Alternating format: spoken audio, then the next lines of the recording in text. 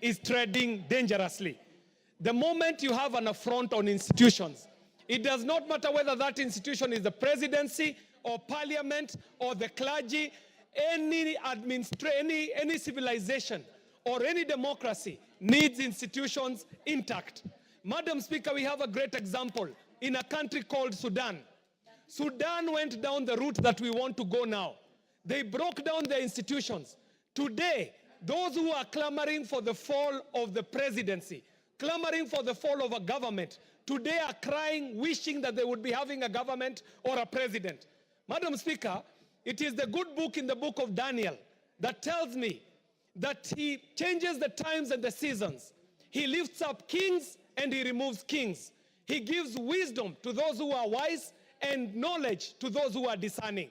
Madam Speaker, this good book that I read is the one that tells me that leaders are to be respected.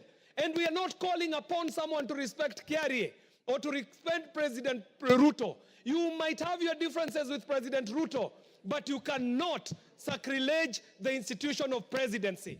The institute of parliament is sacrilegious, Madam Speaker, to have an affront like the one we are seeing from the leaders of the clergy. But most importantly, Madam Speaker, those who claim to be calling out evil, to be calling out injustice, to be calling out immorality, need to check themselves first, Madam Speaker. Because it is the good book again, in the book of Matthew, that tells me, why do you look at the log in your neighbor's eye? Why do you look at the speck in your neighbor's eye while you have a log in your own? What is happening in these institutions called religious institutions? There is nothing that they are calling out other people on that they are not doing, Madam Speaker.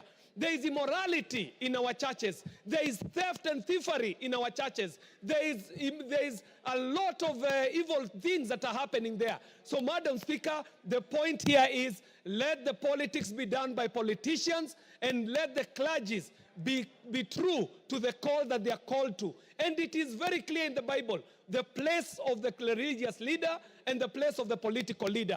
Because we have not traded places. We are not in the altars of churches preaching. In the same way, a preacher cannot be on the platform of politics, politicking. Thank you very much.